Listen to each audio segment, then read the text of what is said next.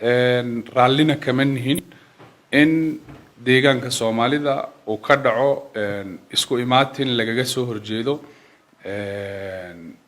walaalaha iyaga Somaliland iyo kuwa kale dariska nahayba. wasiirka xafiiska warfaafinta deegaanka Soomaalida mudane Cabdiqaadir Rashiid oo maanta shir jaraa'id ku qabtay xafiiskiisa magaalada Jigjiga ayaa waxa uu sheegay in aanay xukuumadda deegaanka Soomaalidu waxba ka ogeyn shirar maalmihii ugu dambeeyay la sheegay in lagu qabtay magaalada Jigjiga kuwaasi oo la sheegay in lagaga soo horjeedo qadiyadda Somaliland oo sida uu hadalka u dhigay wasiirka hadalkiisa si wata waxa uu sheegay in Somaliland iyo deegaanka Soomaalida uu ka dhaxeeyo xiriir wanaagsan isla markaasina aanay raalli ka ahayn wax kasta oo ka soo horjeeda jamhuuriyadda Somaliland. idaacadaha kala duwan ee ka howlgala deegaanka Soomaalida aad baad u mahadsantihiin. waxaan rabaa maanta inaan si kooban uga hadlo arrimo dhex socday baraha bulshada labadii maalmood ee ugu dambeysay oo aan rabno inaan dareenka iyaga ka muujino deegaan Soomaali ahaan wixii nagaga aadan arrinka maadaama lagu tilmaamay in deegaanka Soomaalida hooshaas baraha bulshada maalmahan dhex wareegaysay inay deegaanka Soomaalida ka dhacday. waxa deegaanka Soomaalida runtii uu mar walba ilaalinaya daris wanaaga walaaltinimada iyo cid walba oo xiriir walaalnimo nagala dhaxayso geeska.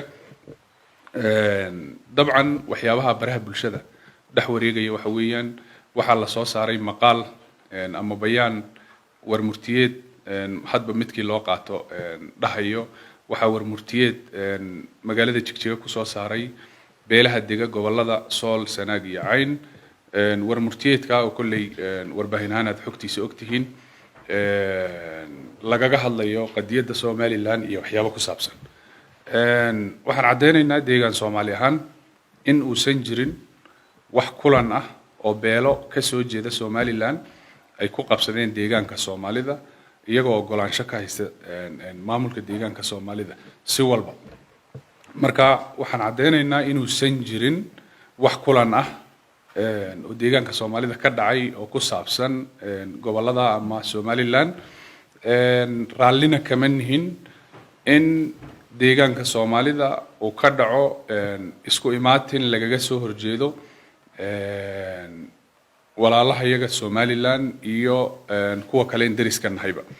marka waxaan cadeynaynaa in uusan jirin wax kulan ah oo dhacay raallina kama nihin in uu kulan caynkaas lagu qabsado magaalada Jigjiga. sidoo kale Somaliland waxaan leenahay xiriir isku dhawaansho walaaltinimo wada shaqeyneed oo maaragtay markii laga eego xiliyadii isku dhawaanshaha ama wada shaqeynta Somaliland iyo deegaanka Soomaalida waqtigii oo ugu adkaa xiriirka iskaashi ee Somaliland iyo deegaanka Soomaalida dhinaca amniga dhinaca iskaashiga horumarka iyo dhaqaalaha wixii wada shaqeyn ee darisnimo ay keeni karto walaaltinimo ah xiriir is-ixtiraam oo wada shaqeyneed baa naga dhaxeeya. marka ma ogolaanayno cid ka soo horjeedo Somaliland mucaarad ku ah inay maaragtay deegaanka Soomaalida isku urursato arrintaana waxba kama jiraan ayaan leenahay cadeynayna.